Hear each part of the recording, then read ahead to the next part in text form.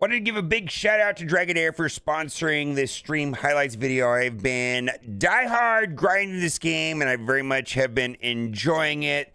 There are a lot of things in this game I don't understand, and I have been loving the specific dungeons and learning mechanics and then tweaking the characters. And there's a couple things that I've discovered that are super important to this game. Putting offense down on the boss, having the ability to strip away their positive effects. Some of the bosses need heal block. Some of the bosses have a shield mechanic. Some of the bosses put a lot of poison, and you have to be able to resist that or cleanse that. And some of the bosses, you can only use some characters. We're talking about the various dungeons, and I love it. I absolutely love it. Now, I have been blasting away, having a great time on this game. There's so many little things to do and so many things to explore. Now, one of the things that I would do differently is definitely, without a doubt, on my gold, when I get an artifact, and you can see I have no gold right now, I wouldn't take them to 16 right away. There's no reason to do that when, let's say this right here is Goblin Gloves, gives attack, and then it has skill heist, and it has the HP stat. Now, let's say that's something I wanted. I wanted an HP stat, or right here, Granite Gloves. Actually, this is kind of something that we wouldn't want, but, you know, we're looking for something that'd be useful, right? And I don't have to refine it all the way. I would go to 4 and spend the 5,200, and then I'd go to 8 and get the 24,000, and that would show the extra 2 pieces. Because what I'm finding is that there are a lot of pieces of gear that I don't like. Because if I take this all the way up to 16, it costs 227,000.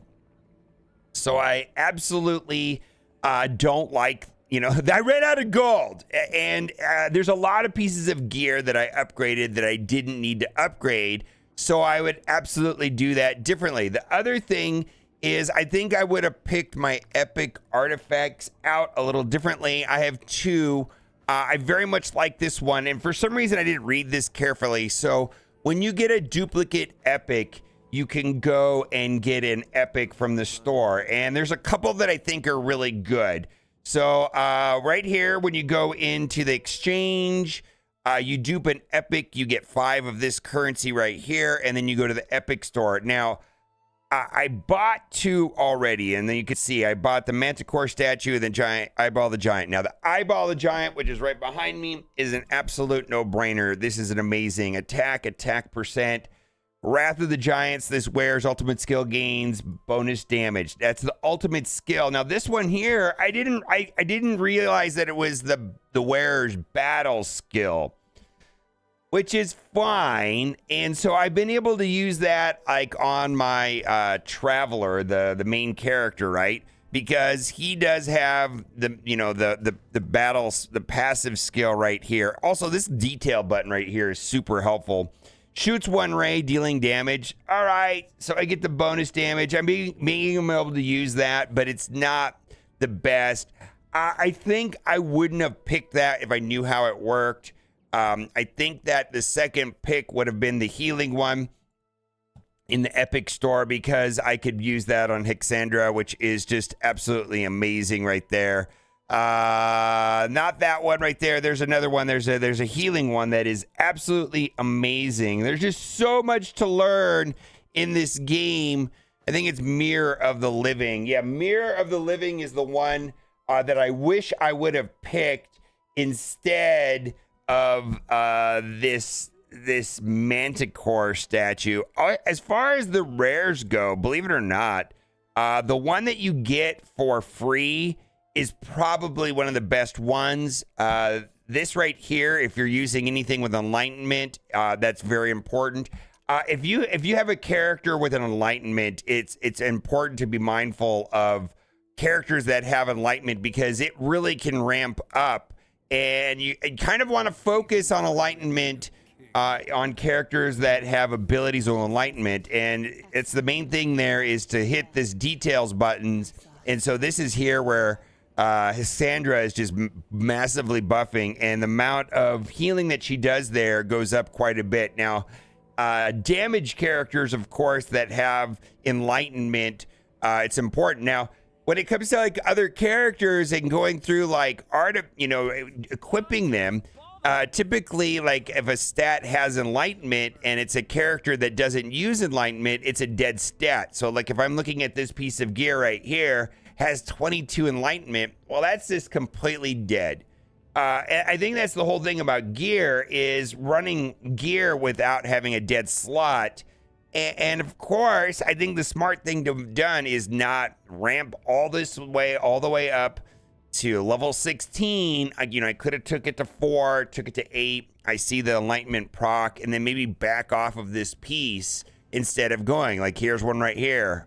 I'm just not gonna upgrade it. Like I think, if hindsight's 2020, but like right here, attack, HP, defense, proc it once, proc it twice, and that'll be fine. Now, the last thing that I want to talk about is that I feel like I may not be playing the game optimally, and I wasn't aware of how this worked. But if you go into this menu right here, Clepsydra Trail, there's this reset rules right here. So there are these 90-day seasons, and this is a thing in other games. So you think about some of the other, PC, console, dark fantasy, ARPG type games. They have a season reset. So this is a 90-day season.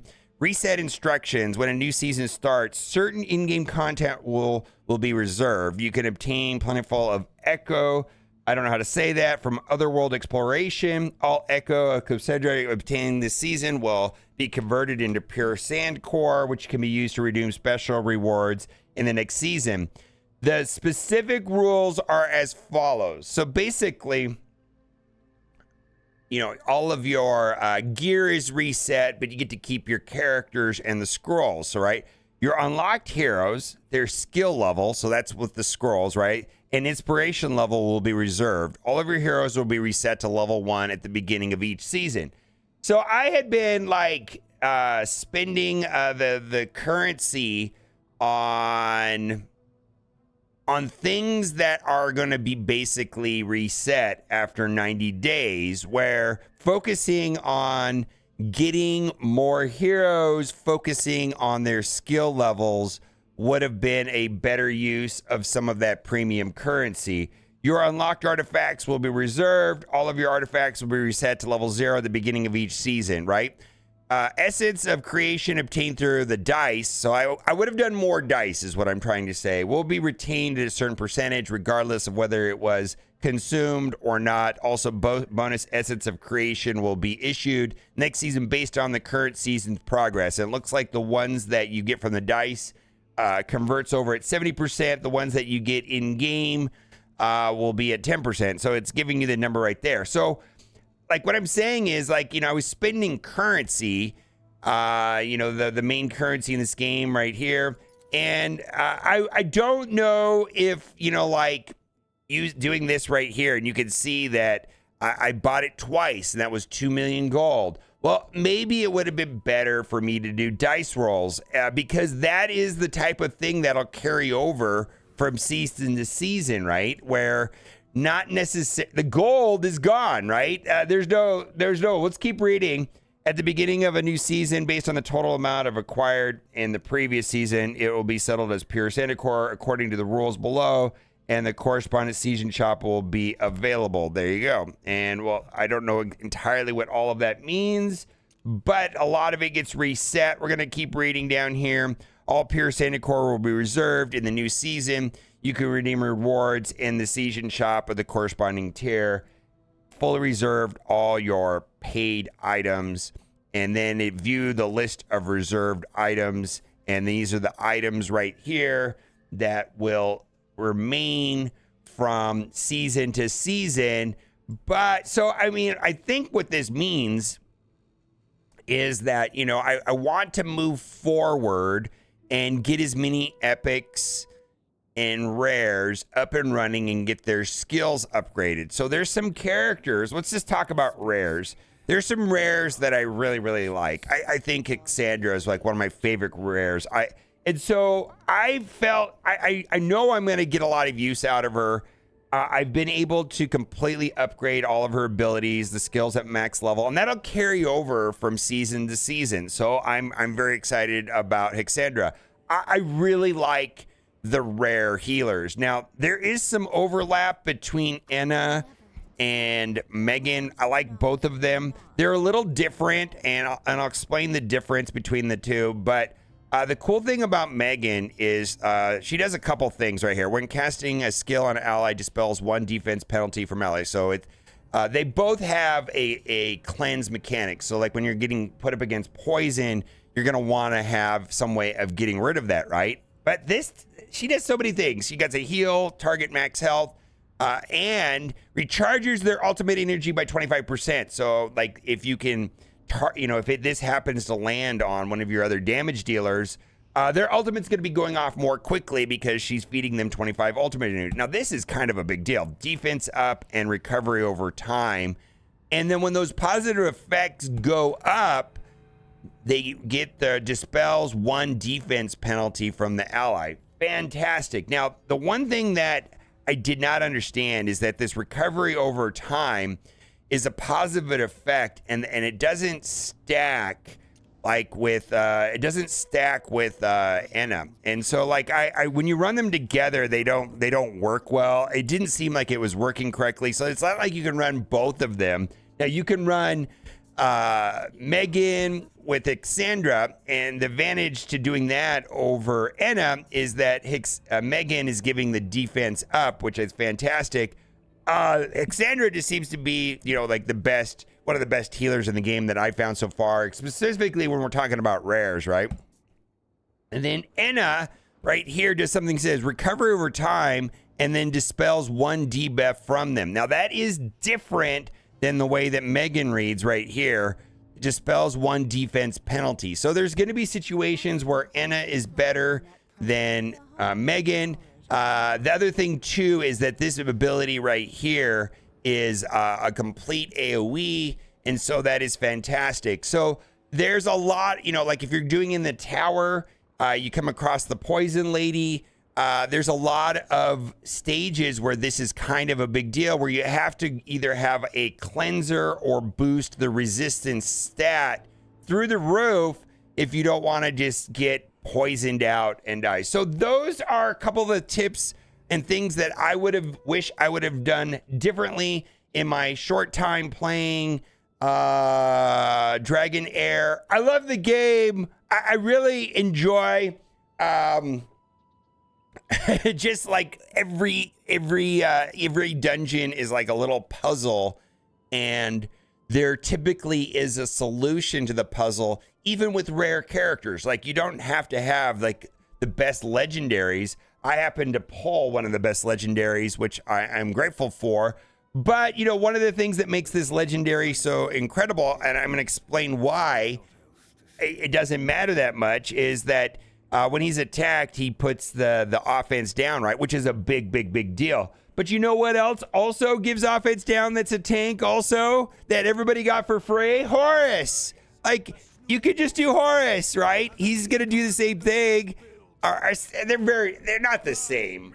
They're different, of course. But I'm just saying there are other ways. Every character in this game is different, obviously. But there are other ways of getting offense down, which is one of the important mechanics in the game. Dane is another character that puts offense down. It's only the 25%, so it's not as good as the tank. But what I'm trying to say is between the rares and the epics, it feels like there is a way of piecing a solution to each dungeon or each task. And I just love that thinking.